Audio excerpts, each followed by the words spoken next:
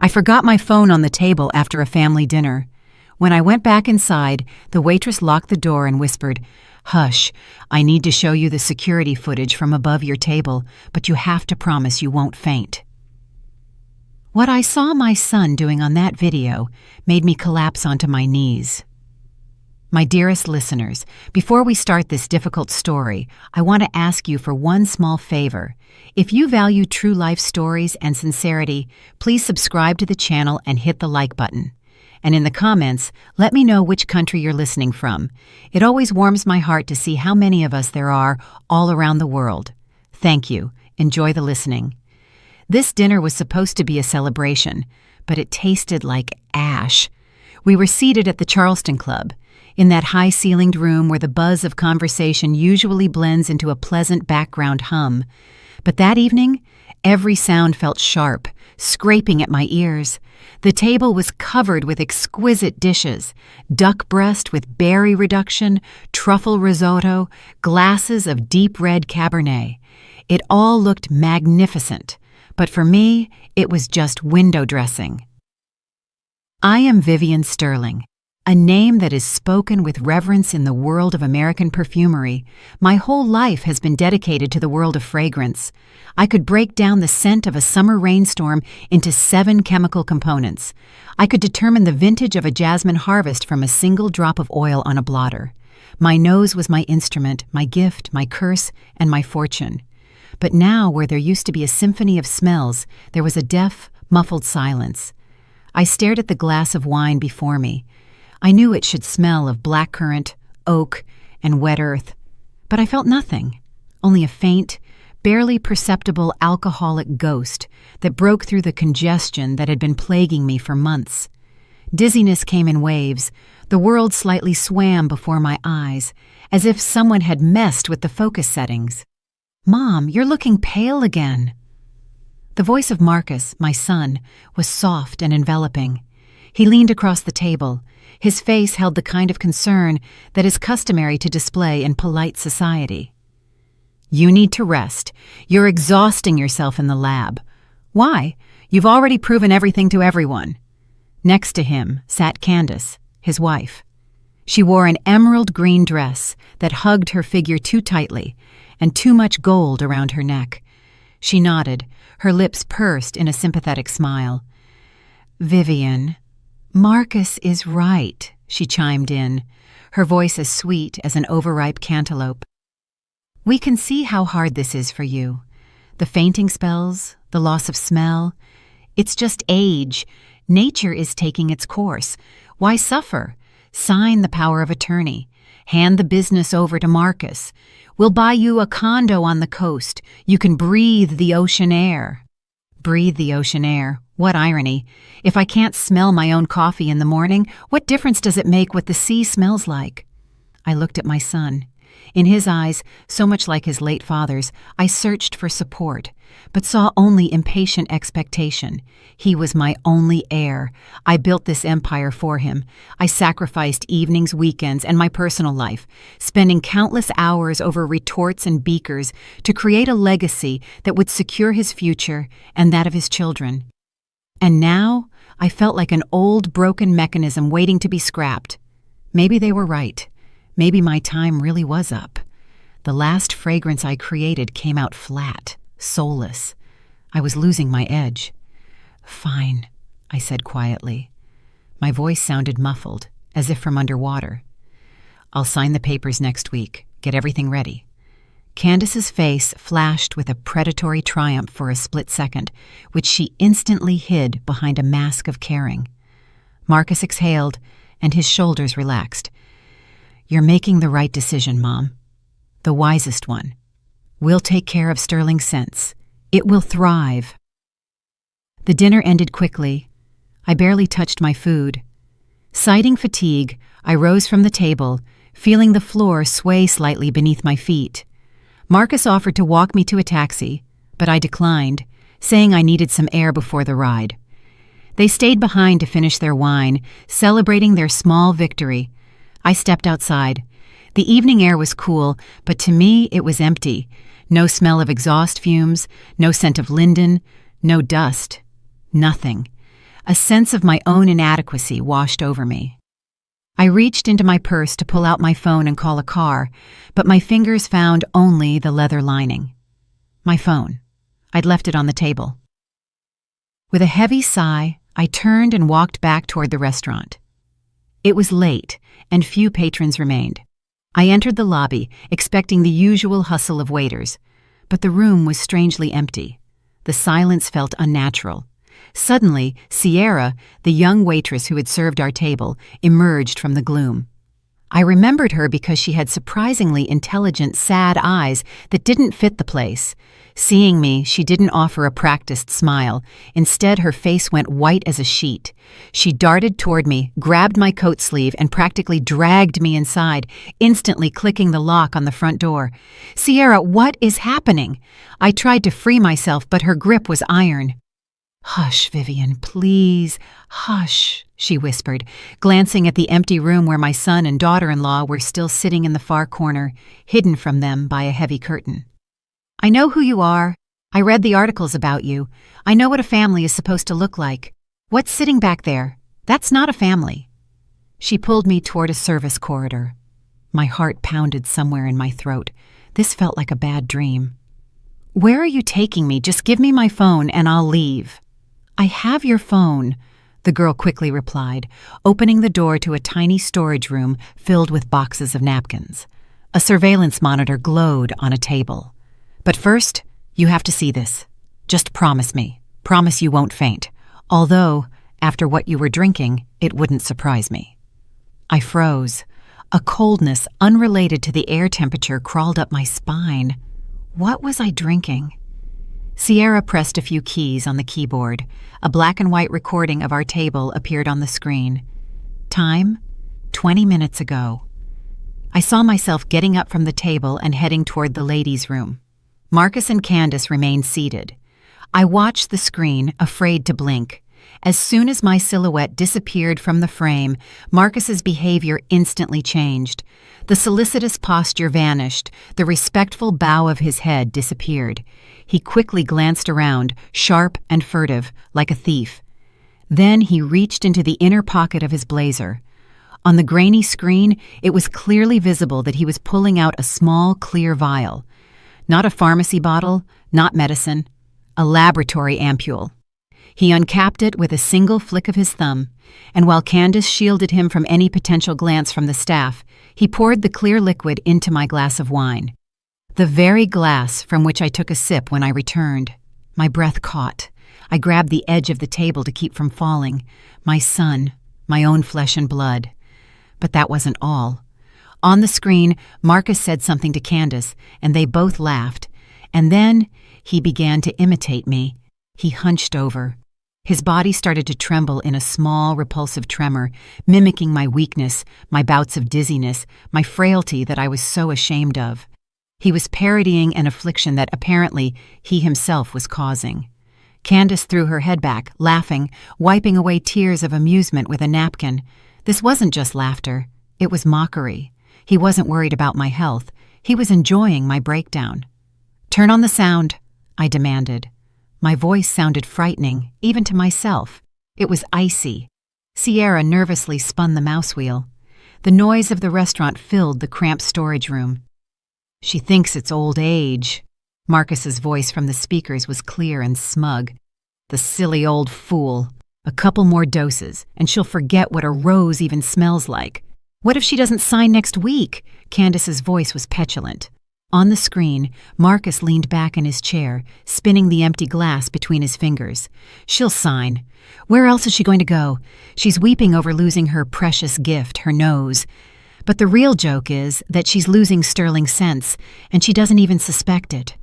He leaned closer to his wife, his face on the screen, distorted by a grimace of greed. "By Friday, we'll be pouring industrial floor cleaner into her crystal perfume bottles.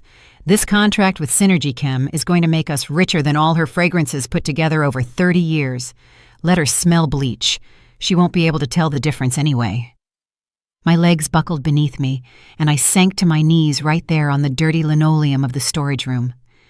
This was not a physical weakness, but a blow from the monstrous, unbearable weight of the truth. I gasped for air like a fish thrown onto the shore, but something in my chest tightened into a painful knot. My son, my Marcus, the boy I taught to distinguish between the scent of lilac and lily of the valley, was now poisoning me to sell the work of my entire life to manufacturers of cheap chemicals. Tears streamed from my eyes, hot, angry, bitter. I covered my face with my hands, and my shoulders shook with silent sobbing. Sierra knelt beside me, hesitant to touch me, but I could feel her frightened breath. "Vivian," she whispered, "do you need some water or an ambulance?" I sharply drew in a breath, the cold, dusty air of the storage room, and suddenly, one clear, crystalline thought broke through the haze of grief. My sense of smell. I wasn't losing it because of age. My nose hadn't betrayed me. I was being poisoned, methodically, cynically, to block my receptors, turning me into a crippled invalid so that I would sign my own death warrant. I took my hands away from my face. The tears dried instantly. Instead, a coldness spread within me, the same professional coldness I used when mixing the most volatile and dangerous essences. I rose to my feet. My movements became precise, measured. I looked at Sierra. There was fear in her eyes, but also resolve. She had saved me. "Thank you," I said firmly, pulling out all the cash I had in my wallet, a large wad of bills. "Take this. It's not payment for silence, it's gratitude for my life. But you must stay quiet, not a word to anyone, even if they ask. You saw nothing, I just forgot my phone." Sierra nodded, tucking the money into her apron pocket. "I swear, Vivian, I believe you." I took my phone and left through the back entrance. The night air hit my face, but now I knew. I wasn't sick. I was poisoned, and that could be fixed. I returned home not as a broken old woman, but as a general preparing for the decisive battle. The house greeted me with silence. Marcus and Candace were probably celebrating their victory somewhere in the city. I didn't go upstairs to the bedroom. I went straight to my sanctuary, the lab, located in the old carriage house wing of the estate. It smelled the way my world should smell: dried herbs, alcohol, wax, and the faint aroma of old wood. I locked the door with 2 turns of the key. I removed the silk scarf from my neck. At dinner, when I choked on a wave of dizziness, a drop of wine had stained the fabric. Now that small burgundy spot was my chief witness. I turned on the fluorescent light above the workbench. My hands, which had been trembling an hour ago, now worked with surgical precision. I cut out the piece of cloth with the stain, placed it in a test tube, covered it with a solvent, and then started the centrifuge. The hum of the machine was soothing. This was chemistry, science. There was no room for emotion here, only facts. Half an hour later, I was looking at the results of the chromatography. The curves on the graph were familiar to me. It was a complex synthetic alkaloid, a powerful blocker of nerve endings in the nasopharynx. It didn't kill the sense of smell permanently, it simply shut it down, creating the effect of swelling and atrophy. But most importantly, it was eliminated from the body within 48 hours if intake stopped. I smiled bitterly. Marcus was an idiot. He used a drug whose effects were reversible. He thought I would give up before I figured out what was happening. I set the test tube aside. My grief had tempered, hardening into diamond clarity. They want to see a weak, helpless old woman. They'll get her. I'll play this role so well they'll give me an Oscar. First thing in the morning, I called my son. I deliberately made my voice sound shaky, weak, adding notes of panic. "Marcus," I croaked into the phone, barely containing my disgust. "Mom, what's wrong? Are you okay?" His voice was cheerful, too cheerful for a man worried about his mother. I woke up and I sniffled for effect. "Coffee. I brewed the strongest coffee the way I like it. But I can't smell anything. Nothing at all, Marcus. Not even the bitterness. It's over. It's all over." A pause hung on the other end of the line.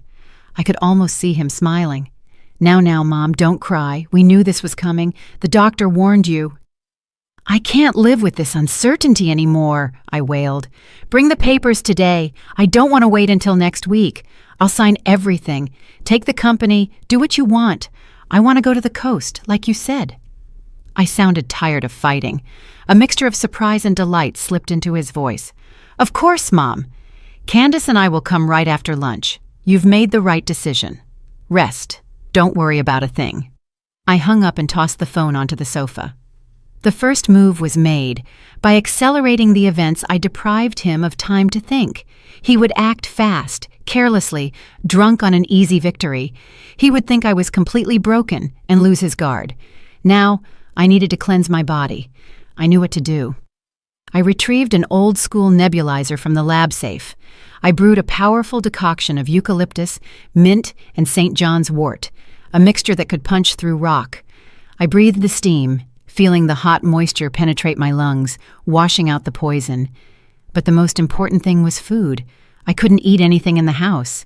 If Marcus poisoned me with wine at the restaurant, he could have gotten into my kitchen. I went to the kitchen with a large garbage bag. I opened the cabinets and ruthlessly swept everything away: cereals, teas, spices, open bottles of oil, everything he or Candace might have touched during their visits. My eyes fell on a shelf with health supplements that Marcus had brought me a month ago. "For your immune system, Mom," he had said then.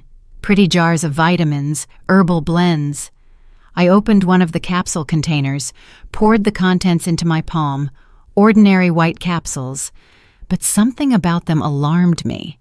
I looked closely at the label.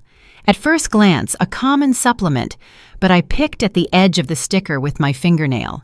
It peeled off too easily, as if it had been placed over another. I ripped the paper. Beneath the harmless name, Nature's Strength, hid another logo. Stylish, minimalist, black and red. I knew that logo. It wasn't just a competitor's logo. It was the mark of Synergy Chem's subsidiary, the same chemical giant I'd been fighting for the purity of the industry for the past 10 years. But the most terrifying discovery wasn't that. Deep in the cabinet, behind the jam jars, I found a small cardboard box. I pulled it out into the light. Inside lay rows of those same vials of clear liquid, one of which Marcus had used at the restaurant. I picked one up. There was a tiny, almost invisible engraving on the glass. Property of Synergy Chem Labs. Sample number 45. Not for sale. The world went dark for a second. Marcus hadn't just bought poison on the black market. These vials were labeled with my greatest enemy's logo. It meant they were supplying him. They had given him a weapon against his own mother. It was a conspiracy. They weren't just waiting for me to step down. They were actively eliminating me using my own son. I gripped the vial so tightly the glass nearly cracked. So, Synergy Chem, they think they've won. I threw all the food into the outside bin, returned to the lab, and opened the emergency supply drawer. Canned goods, crackers, sealed water that I kept for long experiments when I didn't want to leave my work trance.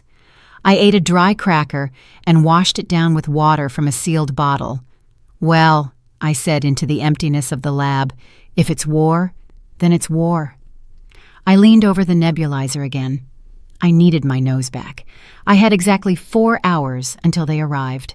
Precisely at 2 o'clock that afternoon, the gravel on the driveway crunched under the tires of their heavy SUV. I watched them from behind the sheer curtain in the living room, trying to keep my breathing steady. Marcus stepped out first, adjusting his blazer. There was so much proprietary assurance in that gesture that it made me cringe. Candace fluttered out after him, carrying a large box from a bakery tied with a bright red ribbon.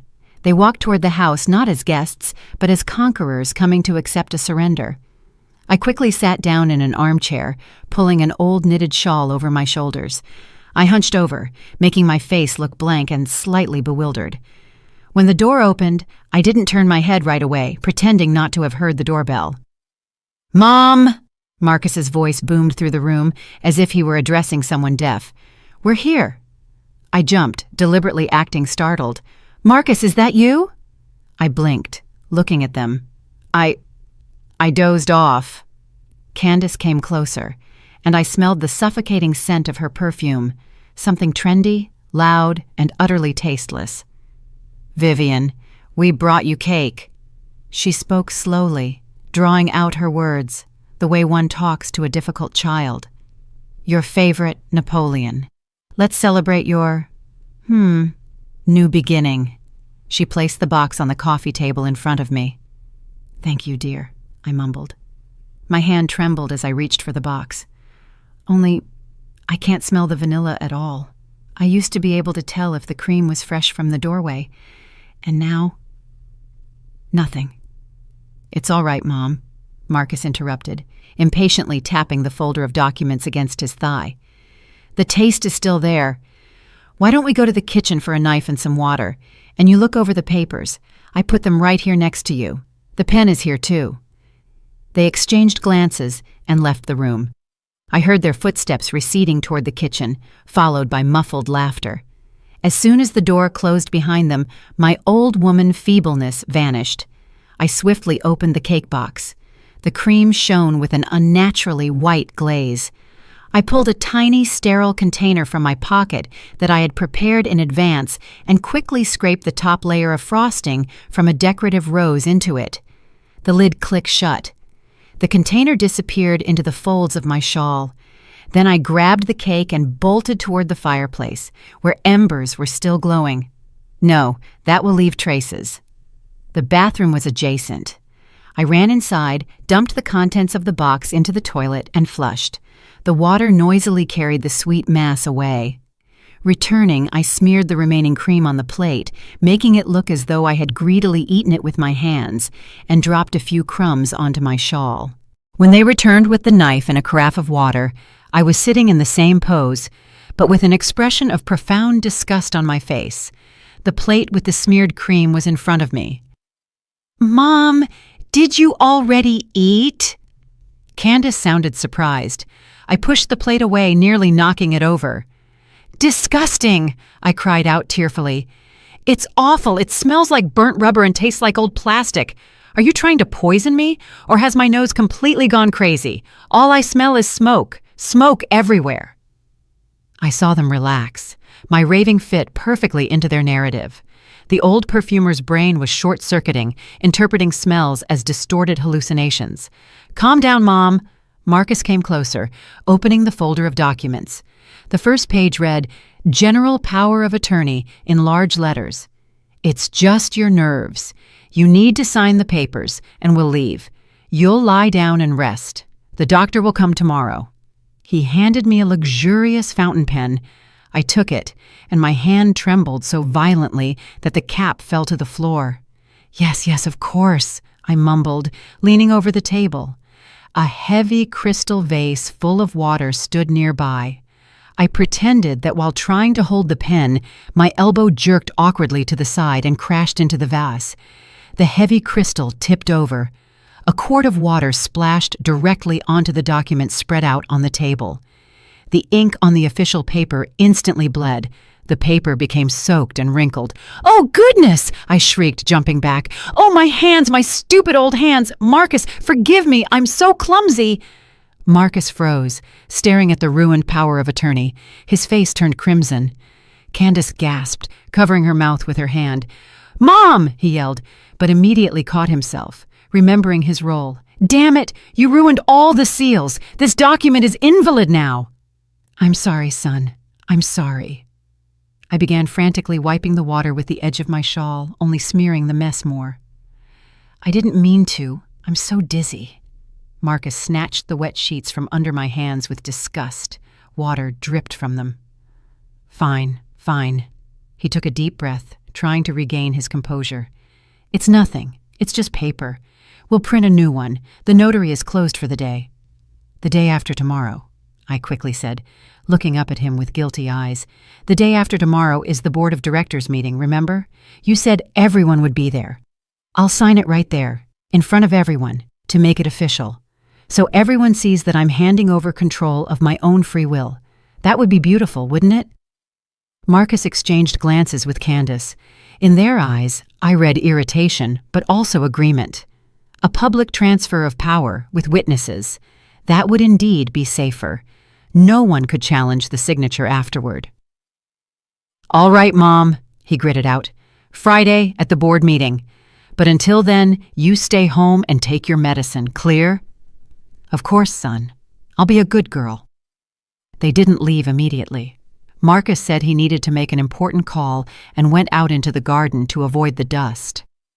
I stayed in the living room, watched by Candace's sympathetic gaze, though she immediately buried her face in her phone as soon as I turned away.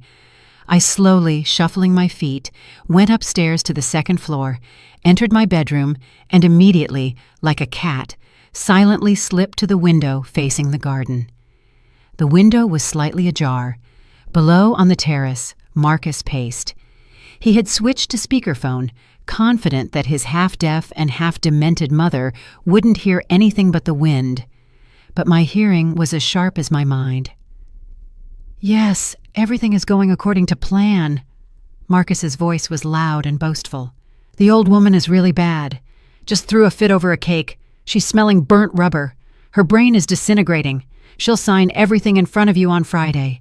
A coarse, barking laugh came from the speaker. I didn't recognize the voice, but the tone was all business, cynical. "Excellent, Sterling. Just make sure she doesn't pull any tricks. We need those assets clean." "Don't worry," Marcus scoffed. "She can barely hold a fork. The Queen of Sense has turned into a wreck. I broke her. It was easier than I thought." I gripped the windowsill so hard my knuckles turned white. "Broke me. That's what you think, my boy." "What about the timeline?" the voice from the phone asked. "Right after the signing," Marcus replied, and his next words made my heart stop. "The tankers can roll in Friday night. The warehouses will be open. We'll flush everything over the weekend." "The entire volume?" the interlocutor clarified. "But those are unique oils, some aged for 30 years. They should go to auction." "Forget the aging," Marcus cut in. "I need the cash here and now to cover my casino debts and invest in your franchise. Flush everything as technical raw material, empty the containers. On Monday, we start bottling your fresh breeze." I stumbled back from the window. Tankers. He wasn't just selling the company. He was planning to destroy the heart of my empire. My oils, my essences, which I had collected, drop by drop, for decades. The sandalwood that had been maturing since the 90s. The rose oil worth more than gold. He intended to drain them into industrial tankers as waste to make room for a cheap chemical substitute. This was not betrayal. It was murder. The murder of art, the murder of memory, the murder of a soul. He wanted quick money. He wanted to dump my legacy down the drain of history for gambling debts and a fast buck. I slowly sank onto the vanity stool. The fear was gone. Only icy fury remained. He thought I was weak. He thought I was old. "Tankers are coming on Friday." "Well, Marcus, a surprise awaits you on Friday. You wanted to flush my oils? We'll see who flushes whom." That same night, when the moon hid behind thick clouds, I slipped out of the house through the back door. I wore a dark coat and a scarf covering my face. In my pocket were two incriminating pieces of evidence: the vial from the Synergy Chem lab and the container with the frosting scrapings. I walked not to the main gates, but to the old side gate, deep in the garden that led to the woods. There, on the dirt road, an old, nondescript pickup truck waited with its lights off. Preston sat behind the wheel, nervously drumming his fingers on the steering wheel. We had known each other for 40 years. He was my chief supplier of rare raw materials, a man who could get ambergris from closed reserves and sandalwood from under the earth. He was the only person I could trust with my life. I got into the passenger seat, and he immediately turned on the dim interior light. "Vivian." His voice was hoarse with anxiety. "You look determined. What's wrong? You said on the phone it was a matter of life and death." "Not just life, Press," I replied, placing my finds on the dashboard. "It's a matter of honor. Look at this."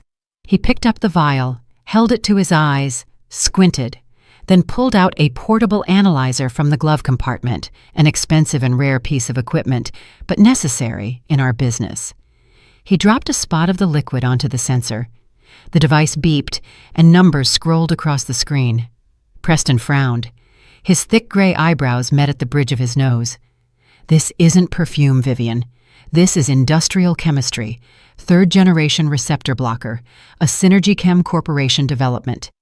"I knew it," I exhaled, feeling everything inside me turn cold. "Marcus is working with them. Synergy Chem." Preston went pale. "But They make toilet bowl cleaners and laundry detergent. It's cheap, aggressive chemicals. Why do they want you? They don't want me, Prez. They want my name, my bottles, my reputation. They want to sell their chemical sludge under the Sterling Sense brand to raise the price 10 times over. And Marcus? Marcus is selling them everything.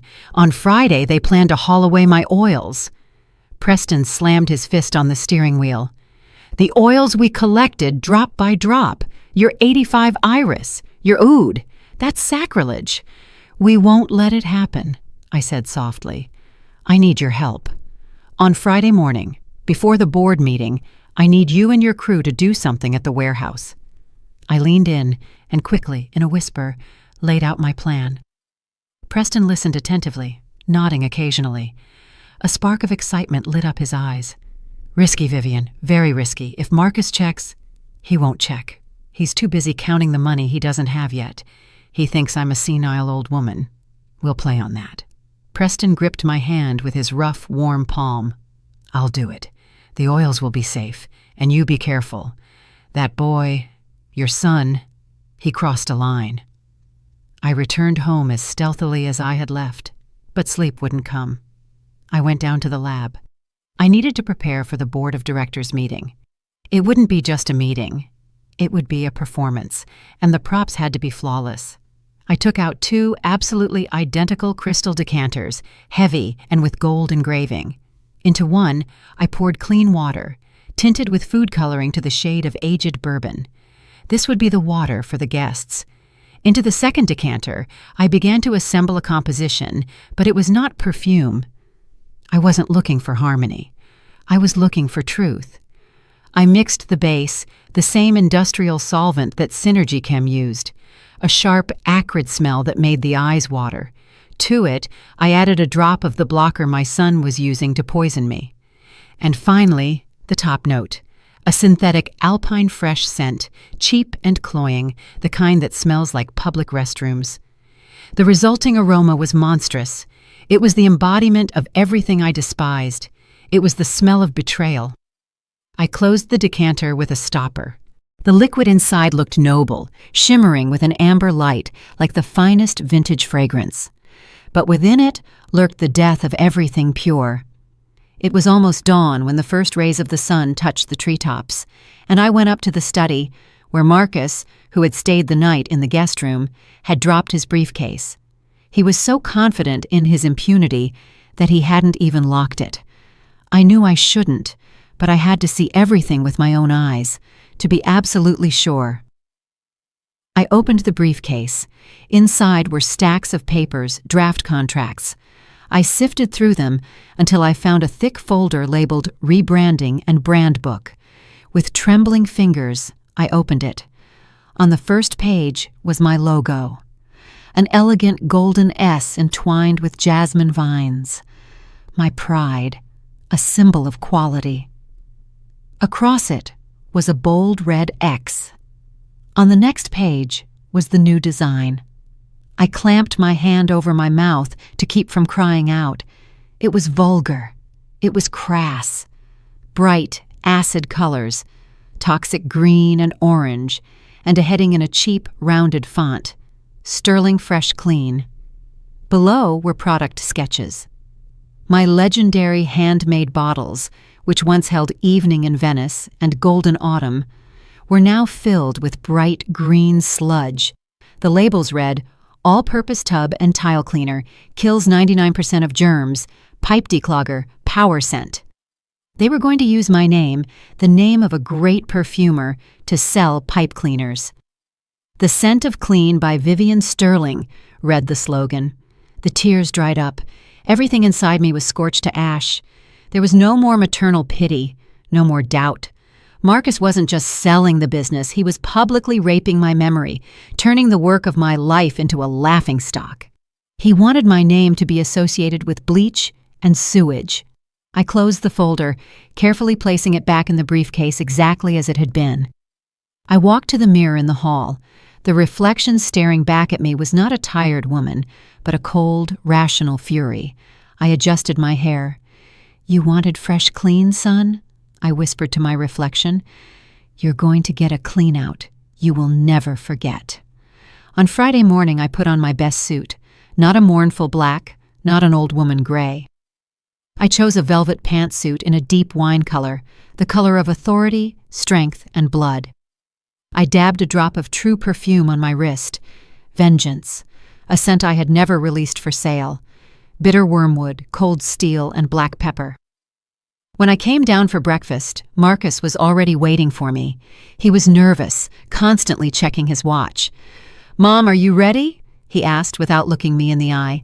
"The car is waiting. We need to go." "Of course, darling." I gave him the warmest, most maternal smile I could muster. "I'm ready to sign whatever you say. I just want this to be over." I carried a basket containing the 2 decanters wrapped in a napkin. "What's that?" Marcus asked suspiciously. "Oh, just water and some of my old herbal infusion." I waved him off. "In case I feel faint during the meeting, you know my throat gets dry." He nodded, losing interest. We got into the car. All the way to the office, I looked out the window, memorizing every turn, every tree. I was not saying goodbye to the world. I was saying goodbye to my illusions about family. Ahead was the board of directors meeting. Ahead was my stage, and the curtain was already rising. The conference room doors swung open for me, and I walked in, not as a sacrificial lamb, but as the mistress returning to her domain. My wine-colored velvet suit fit perfectly. My back was straight as a string, my chin held high. I heard Marcus scuttling nervously behind me, trying to rush past and open the door that I had already opened myself. Silence fell in the room. 5 men in expensive gray suits sat around the long oval mahogany table. These were them, the executive directors of Synergy Chem, men whose faces were as sterile and lifeless as the products they manufactured. Marcus froze at the threshold. I saw his Adam's apple bob. He had expected to see me in the shapeless cardigan he himself had slipped onto me that morning, hunched and shuffling. My confident, regal appearance knocked the ground out from under him for a second. Panic flickered in his eyes. "Gentlemen," my voice rang out clearly and strongly, echoing off the glass walls of the office. "I apologize for the slight delay. Traffic." One of the men, seated at the head of the table, heavy-set, with a fleshy face and cold, fish-like eyes, slowly rose. This was Wallace King, the CEO of Synergy Chem. He gave me an appraising look that held not a drop of respect, only calculation. "Vivian," he said, with a slight smirk, "we are pleased your health allowed you to join us. Marcus said you were feeling unwell." Marcus immediately jumped in, wringing his hands nervously. Yes, Mom's having a surprisingly good day today." A moment of clarity. "Doctors say this happens right before, well, you understand. But pay no mind to her appearance. Inside, it's all complicated. She confuses names, forgets where she is." He spoke about me in the third person, as if I weren't there, as if I were an antique cabinet that needed to be carefully removed so as not to scratch the floor. "We understand," King nodded, gesturing to the chair at the head of the table. "Please sit down. Let's not drag this out. Time is money." I walked to my place, sat down, and placed my hands on the table, fingers interlaced. They did not tremble. Marcus nervously laid copies of the contract in front of everyone. Before me, he placed the thickest copy and the same fountain pen I had dropped at home. "So," King began, not even looking at me, but addressing only Marcus, "the agreement for strategic partnership and asset merger. We keep the brand. You receive a seat on the unified company's board of directors and, of course, the agreed-upon sum in a lump payment within 3 days. All terms are agreed upon." Partnership. What a beautiful word for takeover and destruction. I turned the page. The text was cleverly drafted, not a word about reprofiling production, not a word about fresh clean. Only dry legal terms, product line optimization, market expansion. I remained silent. I just sat there looking at them, at their slick faces, their expensive watches, and how they impatiently tapped their fingers on the table. They were waiting for a signature. To them, I was just an obstacle, an annoying inconvenience that needed to be eliminated with a stroke of a pen. Marcus leaned toward me. He smelled of sweat and fear. "Mom," he whispered, pointing a finger to the signature line. "Right here. Just sign, and we'll go home. I'll buy you ice cream." Ice cream? He really thought I was feeble-minded. I slowly raised my eyes to him. They did not hold the murky haze he had become accustomed to seeing in recent days. "Don't rush me, son," I said calmly. "I will sign, but first—" I paused. The room grew even quieter. Even the air conditioner seemed to stop humming. "First, I want to observe a tradition," I continued, surveying everyone present. King frowned. "What tradition? There's nothing like that in the regulations." "The tradition of the Sterling House," I said firmly. "Every time a new partner enters our family, we perform a symbolic ritual." Marcus rolled his eyes. "Mom, stop it. There are no rituals. Gentlemen, she's making things up." "There is," I interrupted him, and a steel tone rang in my voice that forced him to silence. "The Founder's Test. My grandfather performed it. My father performed it. And I will not break this custom, especially today when I hand over the work of my entire life into new hands." I reached for my basket, which I had placed on the floor by the chair leg. I pulled out the 2 decanters and a row of small tasting glasses. The faces of the Synergy Chem directors stretched out. They exchanged bewildered and irritated glances. They were financiers, chemists, technologists, marketers. They were used to dealing with numbers and formulas, not the mysticism of old perfumers. "Is this a tasting?" one of them, young and pimply, sneered. "We don't drink on the job." "Oh, this isn't for drinking." I smiled with my lips only. "This is for the nose. You are buying a perfume house, gentlemen. You must understand exactly what you are acquiring." I placed the decanters on the polished surface of the table. The liquid in them glittered in the light. "The condition is simple," I said. "Before I put pen to paper, I ask you, Mr. King, and you, Marcus, as my successor, to pass a blind test. Identify the main notes of the aroma contained in this decanter." Marcus went pale. He knew he had no talent. He had avoided the lab all his life, preferring offices and parties. But to refuse now, in front of the buyers, would be to admit his incompetence. "This is ridiculous," he muttered. "Why this circus?" "It's not a circus," I countered softly. "It is respect for the product. If you, gentlemen, intend to develop the Sterling brand, you must be able to distinguish a rose from manure." "Or am I wrong?" King snorted. He was confident. After all, what was so hard about smelling perfume? "Fine." He leaned back in his chair with a grand air. "If that's the price of your signature, Vivian, let's smell your little water." I took the first decanter, the one containing the hellish mixture of solvent, blocker, and cheap scent. I poured a small amount of the liquid onto blotters, special paper strips, and extended them to Marcus and King. "Please, inhale deeply. Don't rush. Tell me what you feel.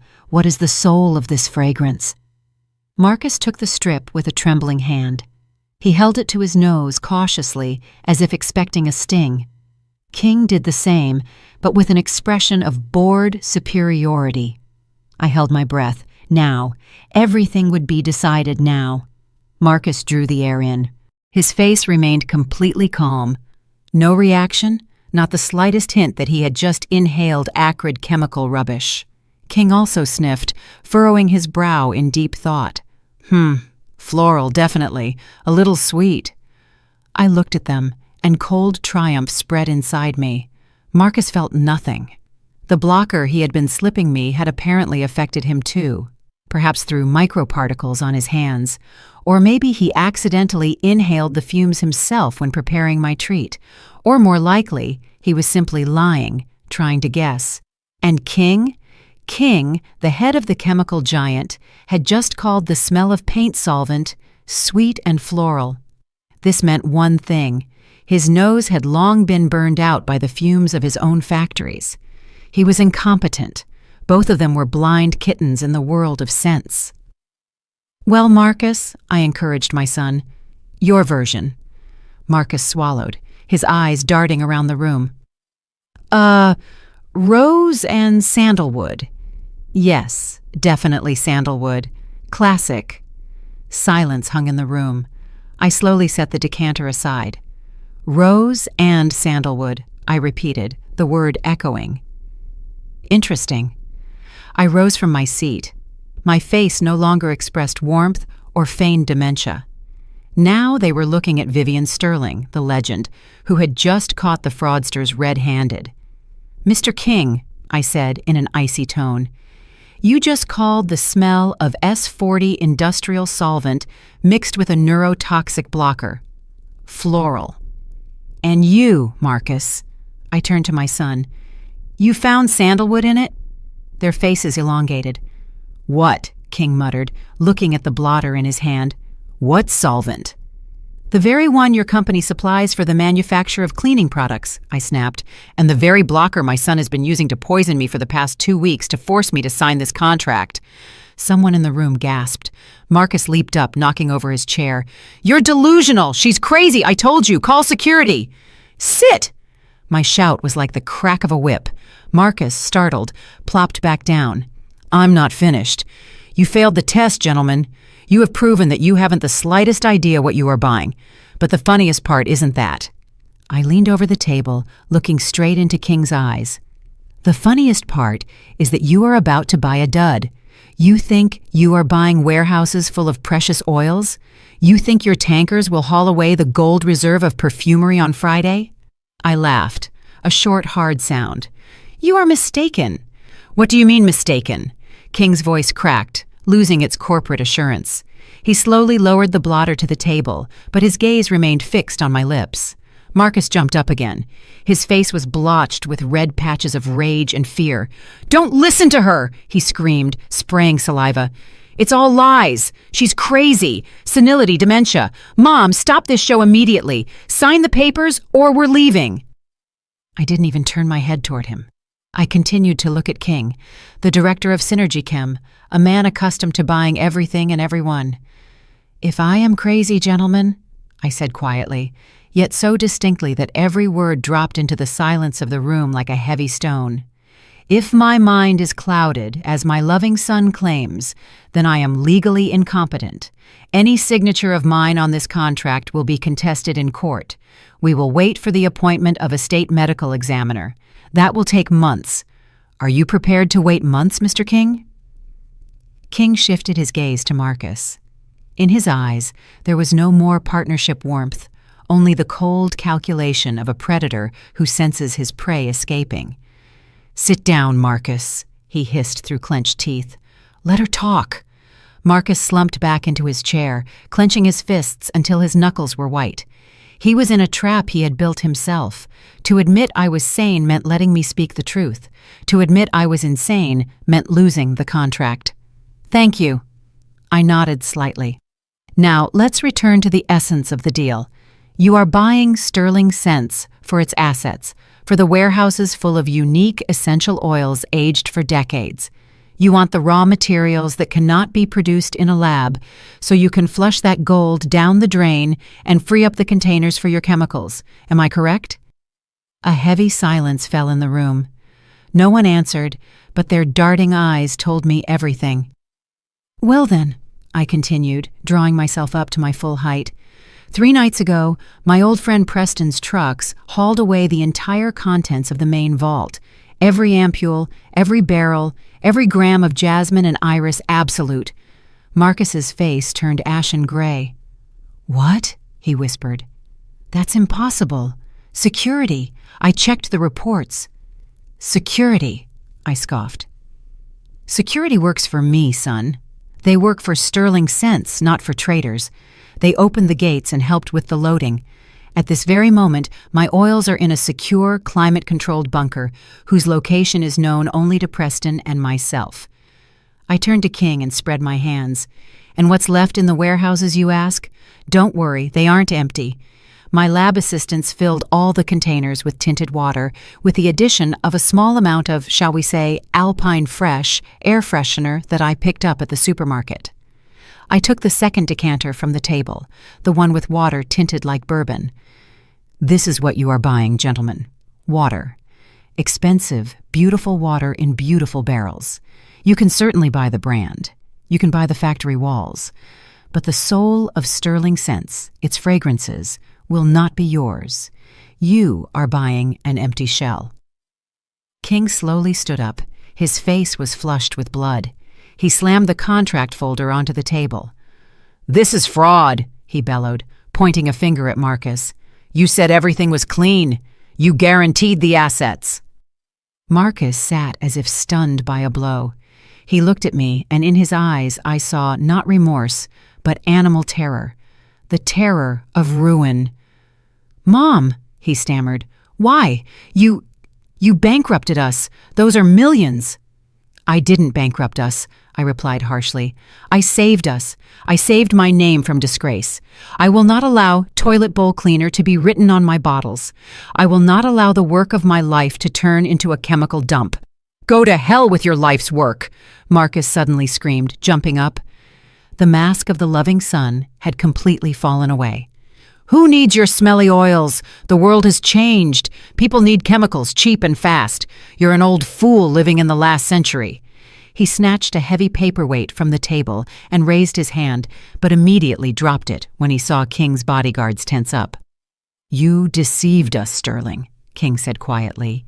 "You sold us air." "I didn't know!" Marcus shrieked. "She planned everything. She pretended to be sick. She lied."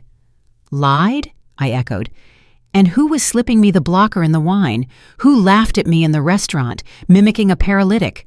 Who negotiated with Synergy Chem behind my back, using their own poisons against his own mother?" I pulled a small remote control from my pocket. "Did you think I had no proof? Did you think these were just the words of a bitter old woman?" I pressed a button. From the conference room speakers, embedded in the ceiling, a voice rang out. Clear, loud, and recognizable. Marcus's voice. "She thinks it's old age. The silly old fool. A couple more doses, and she'll forget what a rose even smells like." Then Candace's laugh, and Marcus again. "By Friday, we'll be pouring industrial floor cleaner into her crystal perfume bottles." The room became so quiet that you could hear the projector humming. The Synergy Chem directors froze. This was not just a breach of business ethics, it was a felony, and they were accessories who supplied the poison. Marcus recoiled toward the wall. He stared at the speakers, his eyes wide with horror. "It's a fake," he whispered. "It's not true." "It's the security footage from the Charleston Club," I said, "and I have the original, and I have the lab report confirming the substance in my body. And I have the vial with your logo, Mr. King, that I found in my son's belongings." King went even paler. He understood. He understood that this was no longer about a failed deal. This was about a massive scandal that would bury Synergy Chem's reputation forever. Poisoners, a corporate killer. "We have nothing to do with this," he said quickly, gathering his papers. "These are your family issues. We did not know he was using our samples in this manner. The deal is off. We're leaving." "Stop!" Marcus roared, lunging toward the doors and blocking their path. "You can't leave. We have a letter of intent. You promised me money. I need that money." He was pathetic, frightening, and ready for anything. "Get out of the way, idiot," King snapped, nodding to his security. But at that moment, the conference room doors burst open from the outside. Standing on the threshold were not secretaries with coffee. There were people in uniform, police officers, and in front of them all, a detective I had known for years, and my faithful Preston. "Marcus Sterling," the detective asked, stepping forward, "you are under arrest on suspicion of attempted murder and causing serious bodily harm." Marcus froze. He looked at me. His gaze was a mix of hatred and childish resentment. You called the cops on your own son?" "I don't have a son," I answered, and my voice did not shake, although my heart was breaking. "I had a son, but he died the moment he decided to pour poison into his mother's glass. You are just a stranger who tried to steal my life." The police officers approached Marcus, and the handcuffs clicked. The sound was dry and short, like a gunshot. King tried to slip past, but a second officer blocked his way. "King, You'll also have to come with us. We have questions regarding the origin of the chemical substances found on the suspect." The room filled with noise, commands, and commotion. I stood motionless by the table, resting my hand on the back of the chair. I watched Marcus being led away. He did not look back. I had won. I saved the company. I saved the name. But the price of that victory was terrifying. I was alone. Or was I? I looked at Preston, who stood in the doorway, nodding encouragingly at me. I remembered Sierra, the waitress who was not afraid to tell the truth. My legacy was saved, and now I had to rebuild it. Not on blood, but on honesty. The heavy oak doors closed behind my son, cutting off his hysterical screams from the sterile silence of the conference room. The click of the lock sounded like the final chord in the symphony I had been writing for the last 3 days. The heavy, suffocating odor of the chemical mix I had poured into the glasses lingered in the room, the scent of betrayal mixed with the cheap aroma of air freshener. I slowly sank into the chair. The adrenaline that had kept me straight and rigid began to recede, giving way to leaden exhaustion. But it was too early to relax. King and his entourage were still standing by the table. They looked like beaten dogs driven into a corner. All their pretense of metropolitan businessmen had fallen away, exposing plain, sticky fear. They shifted their gaze from the police officers blocking the exits to me, and one question was in their eyes. "How do we get out of here?" "This is a misunderstanding," King began, and his voice, usually thick and commanding, broke. He nervously adjusted his jacket. "Vivian, we truly did not know the magnitude. Your son presented us with a completely different picture. We are bona fide purchasers." I looked at him with a long, unblinking stare. "Bona fide?" I asked softly. Preston, standing next to the police officer, stepped forward. In his hands, he held not the contract folder, but a simple cardboard laboratory one. "Bona fide purchasers do not supply neurotoxins to private individuals," Preston said grimly. He approached the table and threw the folder in front of King. The papers scattered across the polished surface. "What is this?" King flinched, as if the folder were radioactive. "Those are the chromatography results," I replied, nodding toward the documents. "From the frosting on the cake Marcus brought me the day before yesterday, and the wine he gave me at the restaurant." I saw one of the Synergy Chem directors flinch.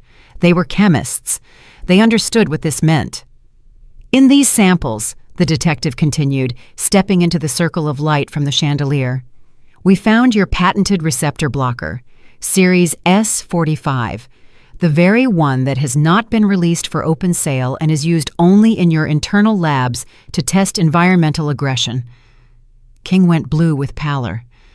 This is a coincidence, a stolen batch. We'll file a report for theft." "Don't bother," I cut him off. "The vials found in Marcus's belongings have inventory numbers, and I'm certain that the investigation will quickly determine exactly who signed those samples out of the warehouse." I rose and walked to the window. Below, the red and blue lights of patrol cars flashed by the main entrance. The city went about its life. People hurried about their business, unaware that here, on the 12th floor, someone's life and someone's empire of lies had just collapsed. "You didn't just try to buy my company for a pittance," I said, looking out at the city but addressing them. "You armed my son against me. You gave him the tool to drive me insane, to turn me into a vegetable incapable of fighting back. This is not business, gentlemen. This is accessory to a capital crime." King slumped into his chair, holding his head in his hands. He understood. The deal wasn't just off. This was the end of Synergy Chem. A scandal of this magnitude would wipe out their stock overnight. Poisoners, killer corporation. "Take them away," I waved my hand wearily. The police began escorting the delegation out. They walked silently, heads down, trying not to look my way. King stopped for a second as he passed. "He would have sold you anyway," he rasped spitefully. "If not to us, then to someone else. He hated your perfumes. He said they smelled of mothballs and death. He was wrong, I replied calmly.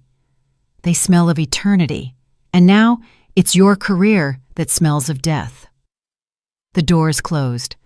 Only Preston the detective and I remained in the room.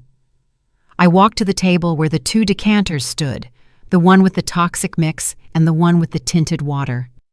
I picked up the glass from which Marcus had sniffed the test sample. He had never sipped from it, only smelled it, but the scent remained on the glass. Sharp, chemical, dead. Preston came up to me and gently placed a hand on my shoulder. "Vivian, how are you?" "I don't know, Pres," I answered honestly. "I feel like my skin has been peeled off." "You won, but you saved the main thing," he said firmly. "You saved the soul of this house, and the skin will grow back. You are strong." I looked at the ruined contract lying on the floor. "Detective," I addressed the officer, "when can I retrieve my warehouses from arrest? I need to work." The officer looked up, raising his eyebrows in surprise. "Vivian, your son was just arrested. Maybe you should take a rest, a retreat, some peace and quiet." I smiled bitterly. It was the same song Marcus and Candace had sung to me. "Rest, go away, you're old." "No," I said, straightening the cuffs of my velvet jacket. "Rest is for those who have finished their journey. And I seem to have just had the position of chief technologist open up, and I need to check the preservation of the oils we evacuated. Iris does not like humidity fluctuations." I picked up my purse. My hands were no longer shaking. My mind was ringing with clarity. The pain of losing my son hadn't vanished. It was curled up like a heavy, cold stone at the bottom of my heart. But I knew how to cope with it. I would turn that pain into a fragrance. I would distill it, cleanse it of bitterness, and turn it into art. "Let's go, Preston," I said, heading for the exit. "We need to stop by and get Sierra." "The waitress?" he asked, surprised. "My new apprentice," I corrected him. "That girl has something my son lacked. She has a conscience. And her nose? We'll train her nose." We left the room, leaving the smell of solvent and fear behind. Ahead was a long corridor bathed in light, and at the end of it, I could already feel the scent of freedom. It smelled of ozone after a thunderstorm and bitter almond, a harsh but honest smell, a smell one could live with. 6 months is a long time for a person, but an instant for a good perfume. During that time, the scandal that had rocked the nation subsided, leaving behind only an echo in newspaper headlines and lengthy court transcripts. The case of the corporate poisoners became a case study for law schools, and the Sterling Scents brand soared to unprecedented heights. People did not turn away from me. On the contrary, they saw in my story a symbol of resilience. My bottles flew off the shelves, not just for the scent, but for the legend of the woman who would not be broken. The dawn sun had just touched the tops of the old linden trees in my garden. The air was cool and damp, saturated with the aromas of the waking earth. I walked between the rows of jasmine bushes, touching the white, still-closed buds with my fingers. I wore a simple linen apron, my hands were in the dirt, and I felt utterly happy. "Don't rush," I said quietly, stopping near a sprawling bush. "Look, Sierra, see this bud? It's slightly yellowish at the base." Next to me, in a similar work apron, stood Sierra. In 6 months, she had changed. The stoop of the waitress accustomed to serving was gone. A spark of interest appeared in her eyes, and her movements became fluid, careful. She leaned toward the flower, squinting. "I see it, Vivian. That means it's overripe, right?" "No," I smiled. "It means it has more indole in it, a heavy animalic note. If you pick it now, it will give the fragrance depth and sensuality. But that snow-white one over there will give a light, green freshness. Perfumery is a balance between purity and decay, between heaven and earth." Sierra carefully plucked the flower with 2 fingers and held it to her nose. She closed her eyes, inhaling the aroma. "Bitter honey," she whispered, "and a bit of wet asphalt." I laughed. Excellent. You have wonderful associations. Wet asphalt is ozone. You are starting to hear the world, Sierra. I looked at her and saw more than just an apprentice. I saw the future. Sierra did not have my education nor a famous surname, but she had something that money could not buy: honesty and a thirst for knowledge. She absorbed knowledge like a sponge. She was the first to arrive in the lab and the last to leave. Marcus. Marcus was in the past. The court sentenced him to 7 years in federal prison. I did not attend the sentencing. I sent my lawyer. I was told he cried and begged for forgiveness, but I knew the price of those tears. They were tears of self-pity. Candace filed for divorce a week after his arrest. She tried to sue for a share of the assets, claiming she had been misled, but my lawyers crushed her in court. She was left with nothing, returning to the same provincial hole Marcus had pulled her from. I did not gloat. I simply had no time for it. We returned to the lab with full baskets of flowers. Here, among the retorts and distillers, was my real life. A small, elegant, clear glass vial stood on the table with no label, no gold, just a shape perfect in its simplicity. Inside was a liquid the color of the morning sky. "Is this it?" Sierra asked with reverence. "Yes," I nodded. "The final blend. I've been working on it all these months." I picked up the vial. It was not just a scent, it was my confession. I blended in the cold wormwood of loneliness and the bitter pepper of betrayal. But in the heart of the fragrance, I placed the same jasmine we gathered at dawn, a symbol of new hope.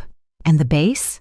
I made the base from vetiver and oak moss. Roots, strong, unbreakable roots that hold the tree even in the fiercest storm. I named it Clarity.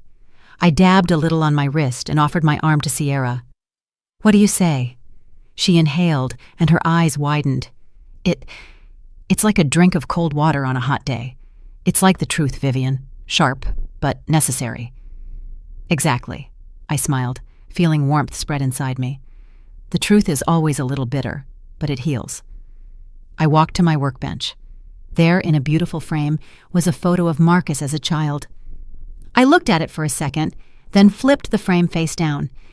Next to it lay an old, crumpled piece of paper. The very general power of attorney I had never signed. A copy the lawyers had returned to me from the case files as evidence.